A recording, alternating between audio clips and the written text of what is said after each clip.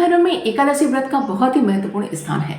जैसा कि हम सभी जानते हैं कि साल में हमें 24 एकादशियां प्राप्त होती हैं, लेकिन जिस साल अधिक मास या मलमास लग जाता है उस साल इनकी संख्या बढ़ के 26 हो जाती है।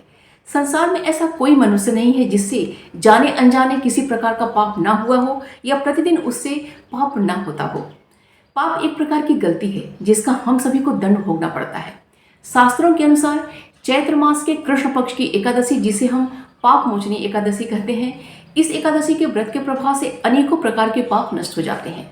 पाप मोचनी एकादशी व्रत के प्रभाव से ब्रह्म हत्या करने वाले, मद्यपान करने वाले, स्वर्ण चुराने वाले, पर स्त्री गमन करने वाले और पर पुरुष गमन करने वाले आदि अन्य भयंकर जो पाप होते हैं वो सभी जल के नष्ट हो जाते हैं। नमस्कार दोस्तों, मैं पूनम पांडे आप सभी लोगों का शक्ति कुंज चैनल पे बहुत बहुत स्वागत करती हूँ।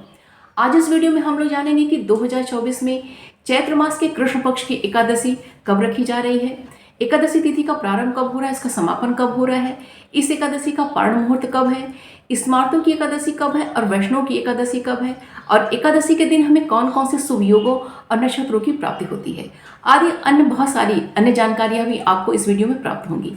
तो आप सभी के लिए यह वीडियो बहुत ही महत्वपूर्ण है, इसलिए बिना स्किप किए यह वीडियो देखिएगा।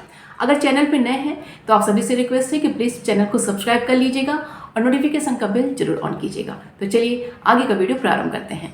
भगवान श्रीहरि की पाप मोचनी शक्ति से मनुष्य अनेक प्रकार के जो पाप कर्म होते हैं उससे बहुत ही आसानी से मुक्ति पा जाता है। पाप मोचनी एकादशी कथा का श्रवण करने से या इसका पाठ करने से 1000 गोदान करने का फल प्राप्त होता है। पाप मोचनी एकादशी के दिन भगवान श्रीहरि नारायण के चतुर्भुज स्वरूप की पूजन अर्चन किया जाता है। दसवीं तिथि को भक्तगण सात्विक भोजन ग्रहण करते हैं और मन से सारे भोग विलासों का त्याग करके श्रीहरि नारायण में अपना ध्यान केंद्रित करते हैं। एकादशी के दिन सूर्योदय के समय वह उठ के स्नान करते हैं, उसके पश्चात व्रत का संकल्प लेते हैं। उसके पश्चात श्रीहरि नारायण का विधि विधान के संग पूजन अर्चन करते हैं और भगवान के समक्ष बैठ के कथा का श्रवण करते हैं या फिर उसका पाठ करते हैं। ज़्यादा से ज़्यादा स्तोत्रों का पाठ करते हैं, भगवान श्रीहरि नारायण के ज़्यादा से ज़्यादा मंत्रों का जाप करते हैं। एकादशी तिथि के दिन रात्रि जागरण करने से कई गुणा पुण्य की प्राप्ति होती है, इसलिए प्रयत्न करके भजन कीर्तन करते हुए रात्रि जागरण करने का प्रयत्न करना चाहिए। इसके पश्चात द्वादशी के दिन पुनः स्नान करके भगवान श्रीहरि नारायण का पूजन अर्चन करके एक ब्राह्मण को भोजन की सामग्री उन्हें दान देना चाहिए या फिर उन्हें भोजन कराना चाहिए और इसके पश्चात कुछ उन्हें दक्षिणा भी देना चाहिए। उसके पश्चात स्वयं भोजन ग्रहण करना चाहिए। 2024 में चैत्र मास के कृष्ण पक्ष की एकादशी तिथि का प्रारंभ 4 अप्रैल दिन गुरुवार की शाम में 4:14 से हो रहा है और एकादशी तिथि का समापन 5 अप्रैल दिन शुक्रवार की दोपहर में 1:28 पे हो रहा है और यहाँ से द्वादशी तिथि प्रारंभ हो जा रही है, जो कि अगले दिन 6 अप्रैल दिन शनिवार की सुबह में 10:19 पे समाप्त हो रही है। तो इस प्रकार उदय तिथि के आधार पे और एकादशी द्वादशी तिथि के संयोग के आधार पे 5 अप्रैल दिन शुक्रवार को पाप मोचनी एकादशी का व्रत रखा जाएगा। स्मार्तों और वैष्णव सभी की एकादशी 5 अप्रैल दिन शुक्रवार को ही रखी जा रही है और इस्कॉन मंदिर में भी पाप मोचनी एकादशी 5 अप्रैल दिन शुक्रवार को ही मनाई जा रही है। पाप मोचनी एकादशी के दिन साध्य योग और शुभ योग का संयोग प्राप्त हो रहा है, जो कि बहुत ही शुभ है।